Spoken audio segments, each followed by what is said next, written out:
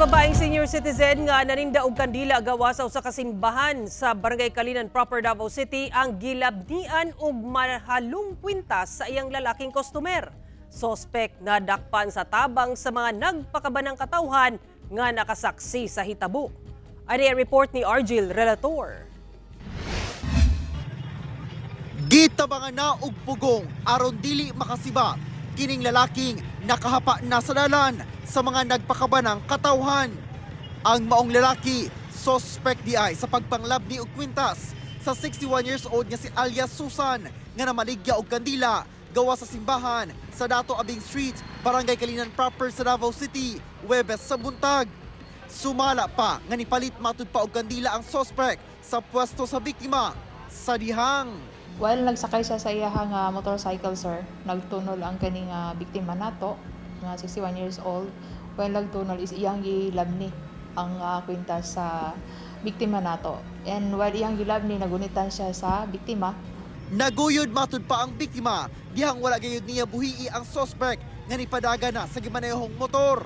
Apan pakyas nga makasibat. Hunong man din na niya. Dato na mo ti transformer. Tapos napo L3. Sige magsyagit si Susan nga. Hold up. So ning hunong L3 nakadungog di ana niyang motor mo gipit gani niya. Nya naatoy ka ng Motor. natumba niya na igo ang iyang kanang side mirror. Naatlansab sa pagpatrolya sa kapulisan ang maong hitabo.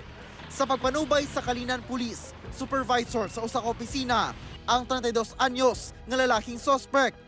Ang pagka-addict niini sa online sugal matud pa ang nagtukmod kaniya nga himuon ang krimen. Nabuhat niya, gumikan kay na nabuang siya sa sugal or kaning ginatawag nga scatter, sir, no?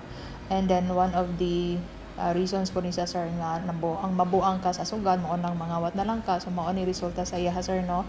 Mao nang remind nato sa tanan nga dili ta mo appeal sa isa ka butang, dili na to kayang suportahan ang bisyo, sir, no? Na-recover ang naputol na nga Thailand gold necklace nga nagkantidad og 80,000 pesos.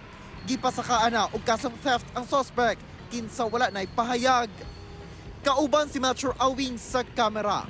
Ako si Argil Relator. 1 Mindanao.